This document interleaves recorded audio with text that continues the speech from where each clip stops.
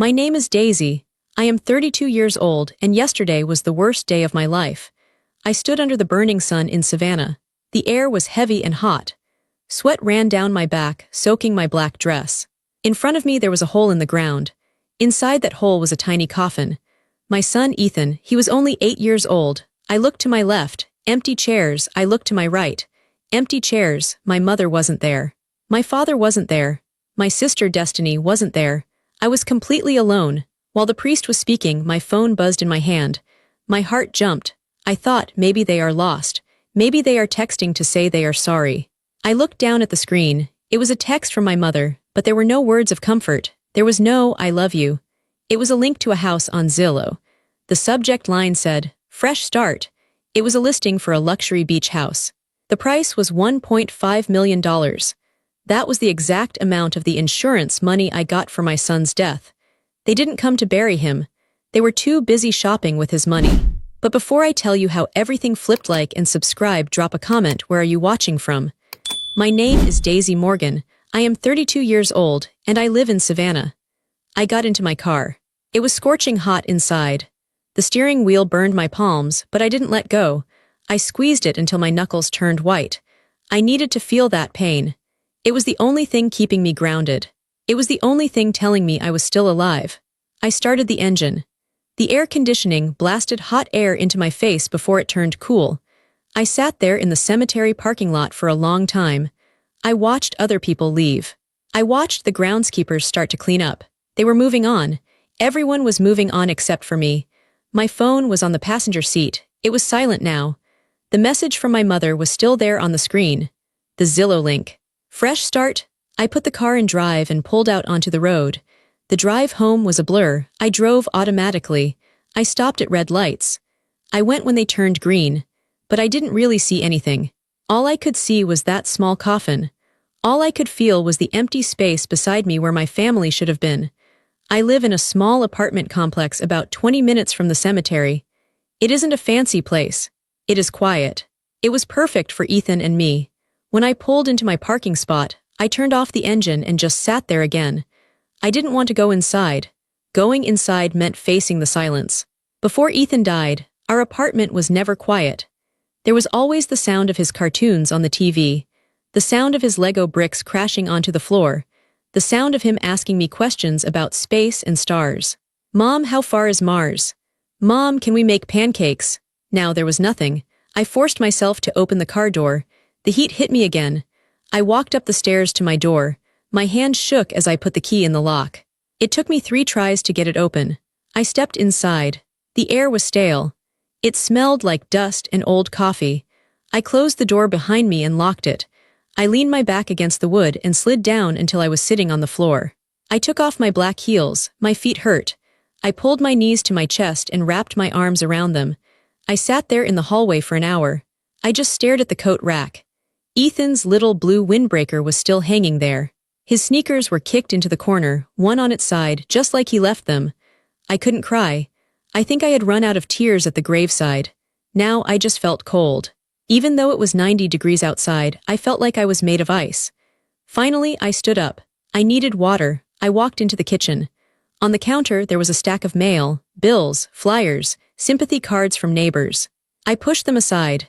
My laptop was open on the kitchen table. I had been using it to plan the funeral. I sat down and woke up the screen. I don't know why I did it. Maybe I was looking for a distraction. Maybe I was looking for answers. I opened my email. My inbox was full of notifications, confirmations from the funeral home, receipts for the plot, receipts for the headstone. Then I saw an email from the florist. It was a confirmation for the family spray of lilies I had ordered. I had paid for everything myself, but I had put my parents' names on the card. I wanted people to think they cared. I wanted to protect their reputation, even at my son's funeral. I clicked on the invoice. I just wanted to see the total again. I was staring at the numbers when something caught my eye, the account history. My mother and I shared a login for this florist. We had used it for years for birthdays and holidays. I saw my order for the funeral flowers, but then I saw another order. It was dated 14 days ago. 2 weeks before the funeral. I clicked on it. It was a cancellation. My breath hitched in my throat. I read the notes on the order. Order number 45,992. Recipient, Daisy Morgan. Occasion, sympathy. Status, cancelled by user. My mother had ordered flowers for me the day Ethan died. That was normal. But then, she had cancelled them. Why? I scrolled down to the chat log attached to the account. Sometimes, if you call customer service, they log the notes there. There was a note from a customer service representative named Sarah. Note: customer called to cancel the sympathy arrangement. Stated that she would not be attending the service and didn't want to send mixed signals. Also asked if the refund could be processed to a different card, ending in 8890. My hands started to tremble. The date of the call was 2 weeks ago. 2 weeks ago they knew. They knew they weren't coming. They didn't miss a flight. They didn't get sick. They didn't have a car emergency. They planned it. They sat down, 2 weeks ago, and decided that my son's funeral was not worth their time. They canceled the flowers to save $100. And then they asked for the refund to be put on a different card, my sister Destiny's card. I recognized the last 4 digits. I stared at the screen until my eyes burned. The Zillow link makes sense now. The fresh start subject line makes sense. They weren't grieving. They were waiting. They were waiting for the funeral to be over so they could ask for the money. They skipped the burial to look at real estate. The ice in my bones spread. It went from my chest to my stomach. I felt sick. I stood up and ran to the sink, dry heaving. Nothing came up. I was empty. I washed my face with cold water. I looked at myself in the mirror. My eyes were red and puffy. My skin was pale. I looked like a ghost. They planned it, I whispered to the empty kitchen. They planned to leave me alone. I walked into the living room. I looked at the photos on the wall. Pictures of me and Ethan. Pictures of Ethan and my parents. In the photos, they were smiling. They looked like loving grandparents. It was all a lie. I took the frame off the wall. It was a picture of my dad holding Ethan on his first birthday.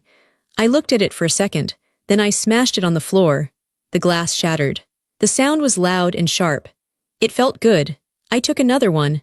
My mom hugging Ethan at Christmas. Smash. I didn't stop until every photo of them was broken glass on the carpet. I stood in the middle of the mess, breathing hard. My heart was pounding. The sadness was changing. It was turning into something else, something hot and sharp. It was turning into rage. The rage gave me energy. I didn't want to sleep anymore. I didn't want to stare at the wall. I wanted to see the truth, all of it. I went back to my laptop.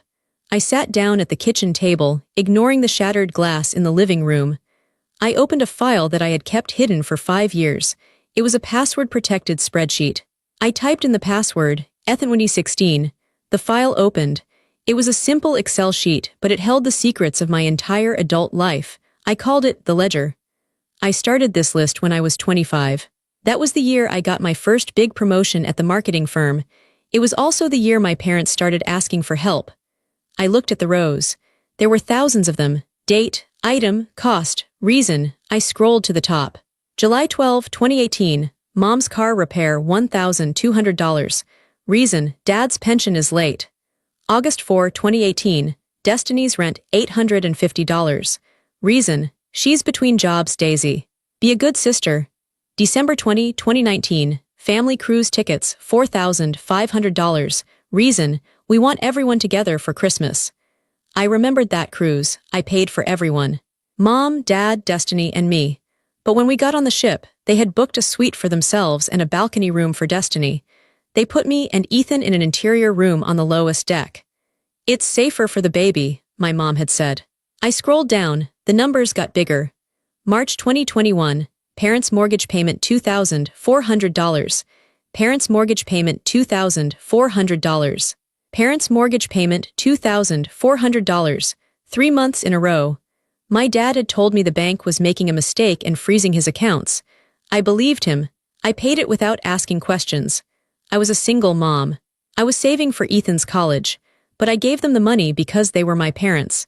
Then I saw the entries for Destiny, my sister, the golden child, Destiny's modeling portfolio $3,000. Destiny's trip to Cabo $1,500. Destiny's traffic tickets $600. My parents always called me with a frantic voice. Daisy, your sister is in trouble. She needs help. If you don't help her, she might go to jail. She might get evicted. So I paid. I always paid. I looked at the total column at the bottom of the spreadsheet. $214,560. $214,000. That was how much I had given them over the last 7 years. I looked around my apartment. It was clean, but it was small. My furniture was from IKEA. I drove a 6-year-old Honda. I shopped at discount grocery stores. I bought my clothes at Target. I lived like I was poor so that they could live like they were rich. I thought about the Zillow link again. The $1.5 million house. They didn't just want the insurance money. They felt entitled to it. In their minds, my money was their money. I wasn't their daughter. I was their bank account. I was their financial life support system. I remembered a conversation from last Thanksgiving. We were at their house, the house I had helped pay the mortgage on. I was in the kitchen, washing the dishes. My mom and Destiny were in the living room, drinking wine. I need a new purse, Destiny had whined. My Louis Vuitton is looking scratched. Maybe Daisy can chip in for your birthday, my mom had said. She didn't whisper. She said it loud enough for me to hear. I had frozen at the sink. I wanted to scream. I wanted to say, I just paid for the turkey. I just paid for the wine you are drinking. But I didn't. I dried my hands and walked out and said, we'll see. Because I wanted them to love me. I thought if I paid enough, they would finally look at me the way they looked at Destiny. I thought if I solved all their problems, they would finally appreciate me. I looked at the spreadsheet again. The numbers were cold and hard. They didn't lie. They never loved me. They loved what I could do for them. And now, Ethan was gone. The only reason I had to play nice, the only reason I wanted him to have grandparents was gone. I felt a shift inside me. It wasn't just rage anymore, it was clarity. I wasn't a victim anymore, I was a creditor, and I was about to close their account. I closed the laptop lid with a snap. No more, I said out loud. Not one more cent. I grabbed my purse and dumped the contents onto the kitchen table. My wallet, keys, and phone fell out. I took out my wallet. I pulled out every credit card I owned. I had 4 cards. 2 of them were authorized user cards. 1 for my dad, 1 for my mom. I had given them these cards for emergencies only.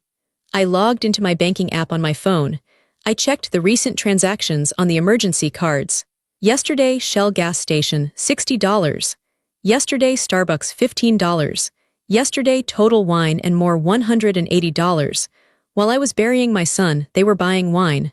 I didn't cry this time. I felt cold steel in my spine. I called the number on the back of the first card. Thank you for calling Chase, the automated voice said. Please enter your card number. I entered it. Reason for calling. Lost or stolen, I said clearly. A representative came on the line. Hello, this is Mark. How can I help you?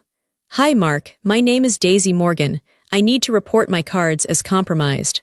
I need to cancel them immediately and remove all authorized users. Certainly, ma'am. Which users? Robert Morgan and Linda Morgan. Remove them permanently. Okay, that is done. The cards are deactivated.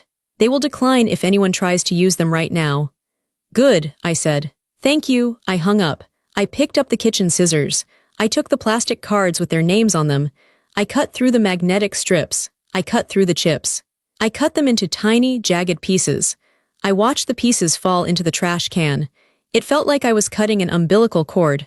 A sick, twisted umbilical cord that had been draining the life out of me. Next, I went to the computer. I logged into Netflix. Profiles, Daisy, Ethan, Mom and Dad, Destiny. I clicked Manage Profiles. I deleted Mom and Dad. I deleted Destiny. Then I went to Account Settings. Sign out of all devices. Click. I did the same for Hulu, for Disney+, for Amazon Prime, for Spotify. For years, I paid for their entertainment. I paid for the movies they watched while they ignored my texts. I paid for the music they listened to while they drove the cars I helped fix. I changed the passwords to everything, every single account. My email, my bank, my social media, my cloud storage. I made the passwords long and complicated. Random strings of letters and numbers that they would never guess. I logged into the cell phone provider. It was a family plan. I was the account holder. I saw their lines. iPhone 14 Pro Max for Destiny. iPhone 13 for Dad. I clicked Suspend Line. Reason, lost/stolen. Click, I suspended my mom's line. Click, I suspended Destiny's line. Click, I suspended my dad's line. Click. In a matter of 10 minutes, I had shut down their world. Their phones wouldn't work. Their credit cards wouldn't work. Their TV wouldn't work. I sat back in my chair. The silence in the apartment felt different now. It didn't feel empty. It felt protected. I knew what was coming. I knew they would notice. It took exactly 12 minutes. My phone lit up. Incoming call, Mom. I watched it ring. I didn't answer. It stopped. Then it rang again immediately. Incoming call, Dad. I didn't answer. Then a text from Destiny. Text, WTF. My phone isn't working on data. I'm on Wi-Fi. Did you forget to pay the bill? I stared at the message. Did you forget to pay the bill? Not how are you? Not I'm sorry about Ethan. Just a complaint about her service. I typed back one word, no, then I blocked her number. I blocked my mom. I blocked my dad. I put the phone down face down on the table. My heart was racing, but not from fear. It was adrenaline. I had never stood up to them like this. Never. I was the quiet one, the obedient one, the one who fixed things. I wasn't fixing anything anymore. I was breaking it all down.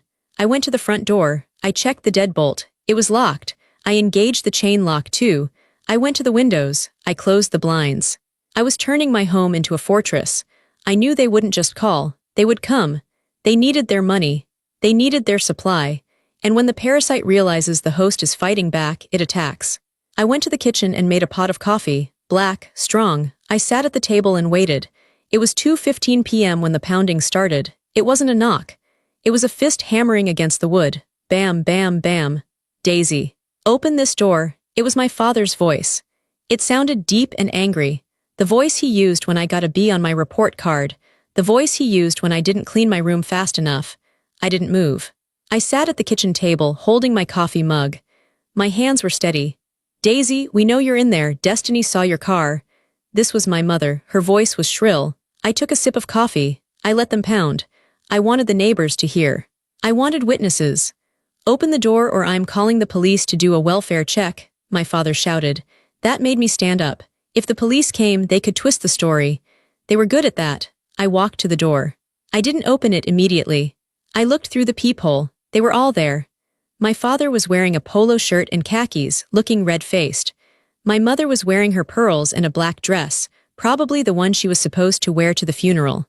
Destiny was standing behind them holding her phone up. She was filming. Of course she was. I unlocked the deadbolt. I undid the chain. I opened the door. My father pushed past me before I could say a word. He stormed into my living room like he owned it. What the hell is wrong with you? He bellowed. My card was declined at the liquor store. Do you know how embarrassing that is? My mother walked in behind him. She looked around the apartment with a look of disgust. Her eyes landed on the shattered glass of the picture frames on the floor. Oh, Daisy, she whispered. She didn't sound sad. She sounded satisfied. Look at this mess. You're losing it. Destiny walked in last. She didn't look at me. She looked at her phone screen. Guys, we're here. My sister is having a total breakdown. It's so scary. She was live streaming. Get out, I said. My voice was quiet, but it was firm. We are not going anywhere, my father said. He turned to face me. He looked big in my small living room. You cut off the phones. You cut off the cards. You are clearly not in your right mind. I am perfectly sane, I said. I'm just done paying for you. Done, my mother laughed. It was a cold, sharp sound. Daisy, sweetie, you aren't thinking clearly. You're grieving. You're hysterical. She walked over to the wall where I had some of my botanical illustrations hanging. I am an amateur artist. I draw flowers. She touched one of the frames. These drawings, they are so dark, so disturbed. Only a sick mind draws dead flowers. They were drawings of dried hydrangeas. They were beautiful, but she twisted it. We are here to help you, my father said. He reached into his back pocket and pulled out a thick folded packet of papers. He threw it on the kitchen table. It landed with a heavy thud. What is that? I asked. It's for your own good, my mother said. It's a conservatorship agreement. I stared at the papers. I felt the blood drain from my face. A conservatorship, I repeated. You are unstable, my father said. You smashed pictures, you cut off your family, you are burying yourself in this dark apartment. You can't be trusted with your finances, or Ethan's estate. There it was. Ethan's estate, the $1.5 million. We spoke to a lawyer, Destiny chimed in, finally looking up from her phone. He said that since you're having a mental health crisis, we can take temporary control. To protect you. I'm not signing that, I said. Oh, you will, my father said. He pulled out a manila envelope, or we will show the judge these. He tossed the envelope onto the table next to the legal papers. I opened it. Inside were printouts of emails. I read the top one. From Daisy Morgan to Robert Morgan subject, I can't take it anymore. Body, I hear voices. I want to hurt myself. I don't know what to do with the money. I think I should just burn it. I looked up at him. I never wrote this. It came from your email address, my father said, smiling a thin, cruel smile. We have dozens of them from the last 2 weeks, proving you have been spiraling since Ethan died. They had forged them. They must have hacked my email before I changed the password today, or maybe they just created fake screenshots. It didn't matter. In court, it would look real enough to get an emergency order. Sign the voluntary conservatorship, my mother said, stepping closer to me. She smelled like expensive perfume and gin. Daisy, give us control of the trust fund. We will manage the money. We will buy that nice beach house for the family to heal in. And you can go to a wellness center to rest. They want to put you in a psych ward, Daisy, I thought. They want to lock you up and spend your son's money. I looked at the three of them. My father, the bully, my mother, the manipulator, Destiny, the leech. They had planned this perfectly. They skipped the funeral to prep the legal paperwork. They set this trap while I was picking out a coffin. I felt a wave of fear. But underneath the fear, the rage was still burning. It was hotter now. I looked at the papers. Then I looked at my father. You want me to sign? I asked. Now, he said. Or we call the police and show them the glass on the floor and these emails. They'll 5150 you tonight. 72-hour hold. And by the time you get out, we'll have emergency custody of your assets anyway. I looked at the clock on the microwave. It was 2:30 p.m. I needed time. I needed a plan. I took a deep breath. I let my shoulders slump. I tried to look defeated. I tried to look like the weak, obedient daughter they always wanted me to be. Okay, I whispered. Okay, I'm tired. I just want it to stop. Good girl, my mother said. She patted my cheek. Her hand was cold. We'll take care of everything. I can't sign right now, I said, my voice shaking. I feel dizzy. I need to sit down. Can I come to your house tomorrow with the check and sign everything there? My father narrowed his eyes. Why not now? I need to transfer the money, I lied. It's in a trust account. I have to go to the bank in the morning to authorize the release. I can't do it from here. They exchanged looks. They were greedy, but they were also lazy. They didn't know how trust funds worked. Fine, my father said. Tomorrow morning, 9 a.m., you bring the cashier's check for the full amount, and you sign the papers. I will, I said. And turn our phones back on, Destiny said. I will, I said. They turned to leave. My father stopped at the door. Don't try anything stupid, Daisy. We have the emails. We own you. They walked out. I heard their heavy steps going down the stairs. I locked the door. I slid down to the floor again. They thought they had won. They thought I was broken. But they forgot one thing. I was the one who managed their lives for 7 years. I knew where the skeletons were buried.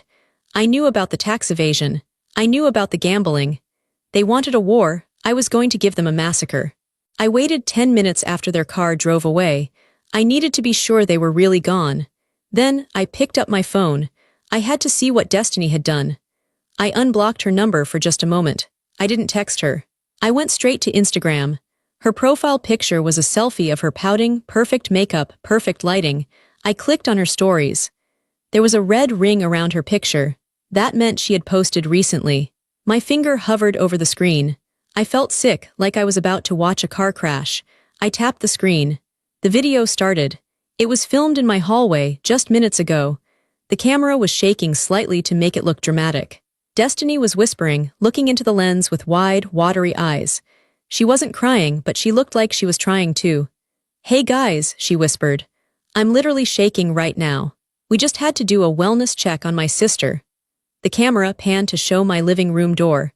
You could hear my father shouting in the background, but Destiny had edited the sound, so you couldn't hear the cruel words. You could only hear aggressive yelling. She's in a really bad place, Destiny continued, touching her hair. She's completely lost it since. You know the tragedy, she's violent. She's delusional. We are trying so hard to help her, but she's pushing us away. She paused for effect. A single tear, fake, definitely fake, rolled down her cheek. Please pray for my family. We are dealing with so much mental illness right now. It's so hard being the strong one. If you want to support us, the link to the GoFundMe for family recovery is in my bio.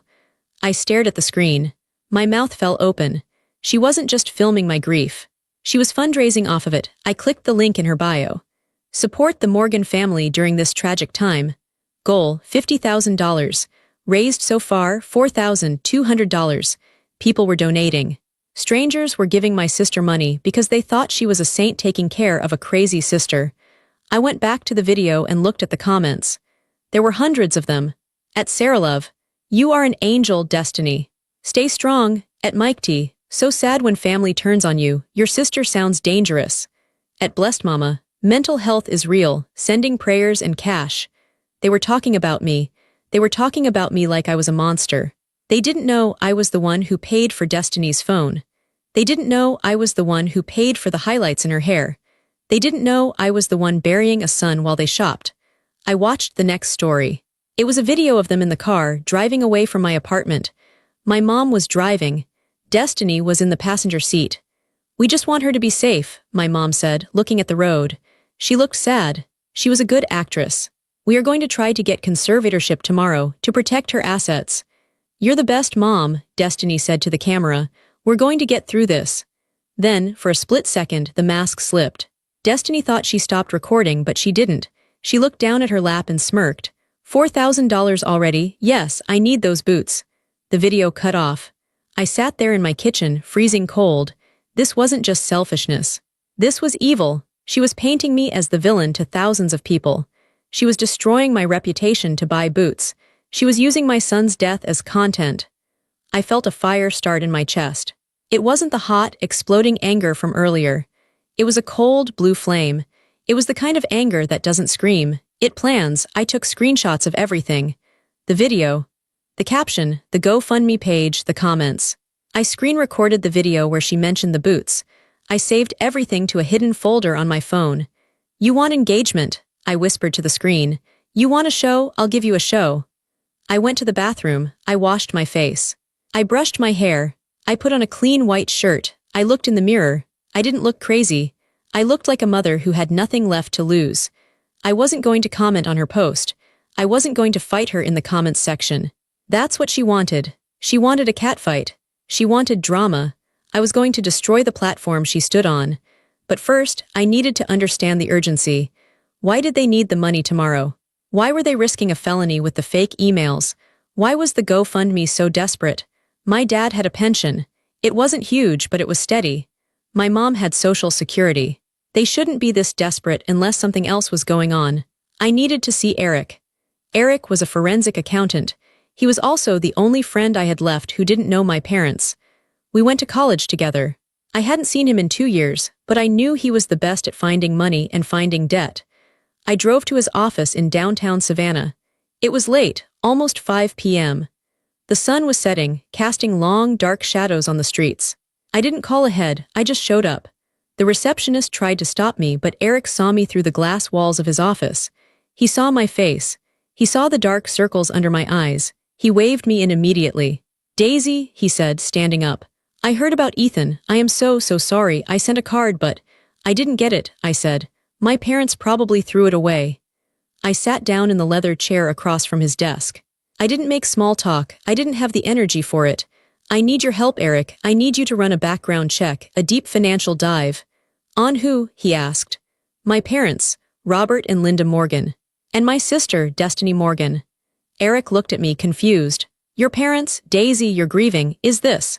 "They are trying to put me under a conservatorship," I said flatly. "They want control of Ethan's life insurance. They are forging emails to make me look insane.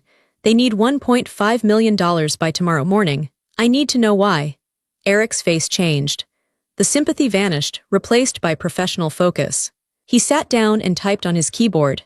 "Give me their social security numbers if you have them." I recited them from memory. I had filed their taxes for years. I knew their numbers better than my own. Eric worked in silence for 20 minutes. The only sound was the clicking of his mouse and the hum of the air conditioner.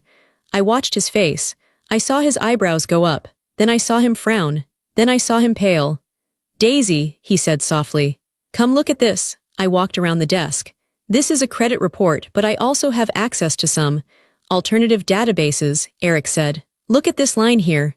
He pointed to a red bar on the screen. "Outstanding debt unsecured. $420,000. Creditor, ATL Holdings LLC. "What is ATL Holdings?" I asked. "It's a shell company," Eric said. It's a front for an illegal gambling ring operating out of Atlanta. Private poker games, sports betting, high stakes. Who owes the money? Destiny, Eric said, but look at the co-signers. I looked. Guarantors, Robert Morgan, Linda Morgan. Destiny has a gambling problem, I asked. I knew she liked to spend money, but I didn't know she gambled. It looks like she got into online poker about 2 years ago, Eric explained, scrolling through the data. She lost big. Then she borrowed to try to win it back. Then she lost that. Your parents signed as guarantors to keep their kneecaps from getting broken, probably thinking they could pay it off. But they didn't pay it off, I said. No. They stopped making interest payments 2 weeks ago.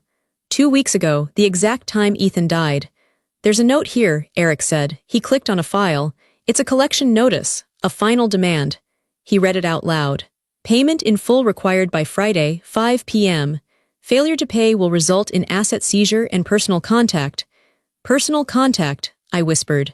That meant violence. That meant guys with baseball bats showing up at the door. Friday, I said. That's tomorrow. It all made sense. The desperation, the fake emails, the conservatorship, the skipped funeral. They weren't just greedy. They were terrified. They were in a hole worth $400,000. And they looked at my dead son's insurance money as their ladder out. They want to take Ethan's money, I said, my voice shaking with rage, to pay off a gambling debt to the mafia. Daisy, Eric said, grabbing my hand. You cannot give them that money. If you give it to them, you are funding a criminal enterprise. The IRS will come after you for money laundering. I know, I said. I'm not going to give it to them. What are you going to do? You need to call the police. No, I said. The police take too long, and my parents are good liars. They will talk their way out of it. I looked at the screen again. I looked at the debt. I need one more thing from you, Eric. What? I need you to help me file a whistleblower report with the IRS tonight. You want to report your own parents. They haven't paid taxes on any of this income or these gifts. I've been giving them for years, I said. And they certainly aren't declaring this gambling debt. If we flag their accounts for suspicious activity and potential fraud, what happens? Eric smiled slowly. If we flag it with a priority code, the IRS freezes everything. Bank accounts, assets, real estate, everything gets locked down for an audit, usually within 12 hours. Do it, I said. Lock them down. I didn't sleep that night. I sat in my living room, watching the sun come up. At 8:30 a.m. I got dressed. I didn't wear black. I wore a light blue dress. It was simple. It was the color of the sky. I drove to my parents' house. It was a nice house. 2 stories, brick, a manicured lawn. I had paid for the landscaping last month. Destiny's white Range Rover was in the driveway. I walked up the path. My heart was beating slow and hard. Thump, thump, thump, I rang the doorbell. My mother opened it instantly. She was wearing a silk robe. She looked tired, but her eyes were bright with greed. Daisy, she said, pulling me into a fake hug. I knew you would come to your senses. Come in, sweetie, come in. I walked into the kitchen. My father was sitting at the table with the packet of legal papers. Destiny was there, too, drinking an iced coffee. She wasn't filming this part. This was the illegal part. Do you have the check? My father asked. He didn't say hello. I have something better, I said. I sat down. I can't get a cashier's check for that amount without a 3-day waiting period. The bank told me this morning. What? Destiny shrieked. We need it today. By noon. Calm down, I said softly. I set up a direct wire transfer. From the trust account to your joint account. It's faster. It clears in 1 hour. I pulled out my phone. I just need you to sign this receipt saying you received the funds for Ethan's estate management. My father grabbed the paper I had typed up. Fine, whatever. He signed it quickly. And now the conservatorship, my mother said, sliding the thick packet toward me. Sign here, here, and here. I picked up the pen. My hand hovered over the paper. This gives you control over everything, I asked. My apartment. My car, Ethan's savings. Everything, my father said, so we can take care of you. I looked at them, really looked at them. My father, who never came to my softball games but never missed Destiny's pageants. My mother, who forgot my birthday 3 years in a row. Destiny, who was currently wearing the boots she bought with the GoFundMe money. Okay, I said. I signed, but I didn't sign my name. I signed, go to hell. I closed the packet. Done. Transfer the money, Destiny demanded. I tapped my phone screen. Sending. Now, I showed them the screen. It was a screenshot I had mocked up. It showed a transfer of $450,000 pending. It says pending, my father said nervously. It takes an hour, I said, but it's in the system, you can call your creditors. They froze. How do you know about creditors? My father asked. I know you have bills, I said vaguely. Mortgage. Cars, they relaxed, they believed me. They were so desperate for the money to be real, they didn't question it. We should celebrate, my mother said, clapping her hands. I'll make mimosas. I have to go, I said, standing up. I want to go visit Ethan's grave, now that this is settled. Yes, you go, my father said, waving his hand. He was already refreshing his banking app on his phone, waiting for the money to appear. I walked to the door. Bye, Daisy, Destiny said. She was smiling. Thanks for being a good sister for once. I opened the door. The morning air was fresh. Goodbye, I said. I walked to my car. I got in. I drove down the street. I didn't go to the cemetery. I pulled over around the corner, where I could still see their driveway. I looked at my watch. It was 9:15 a.m. Eric had filed the IRS whistleblower report at 8 a.m. sharp. He flagged the large incoming transfer I had faked as potential money laundering linked to the gambling ring. Any minute now. At 9:22 a.m., a black sedan pulled up to the house. Then another one. These weren't police. These were IRS Criminal Investigation Division agents. Eric had called in a favor to expedite the freeze, but before the agents could even get to the door, I saw my father run out of the house. He was holding his phone. He looked frantic. He was shouting. I rolled down my window to hear. Declined. What do you mean frozen? My account is active. He was on the phone with the bank. The IRS freeze had just hit. My mother ran out behind him. My card isn't working. The grocery delivery was canceled. Then Destiny ran out. She looked terrified.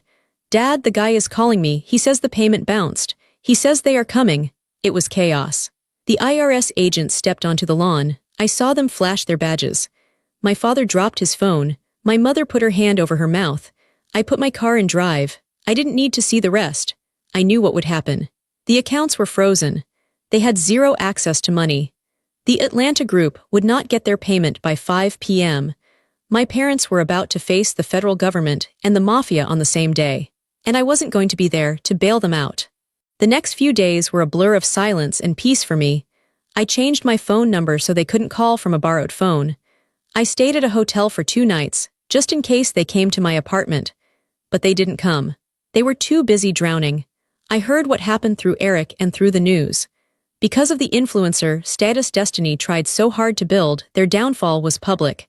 Day 1, the IRS seized the house. Apparently, my parents had been taking out second and third mortgages to pay for Destiny's lifestyle and hiding the income. The house I grew up in, the house they wouldn't let me enter without judgment, was padlocked. Day 2. Destiny was arrested. Not for gambling, but for fraud. The GoFundMe she started, it was flagged as wire fraud because she lied about the purpose of the funds. She was soliciting money for medical care for her sister, but spending it on luxury goods. The screenshots I took were the key evidence. Day 3. My father tried to flee. He was caught at the airport trying to use a credit card that was flagged by the federal investigation. But the worst punishment wasn't the law.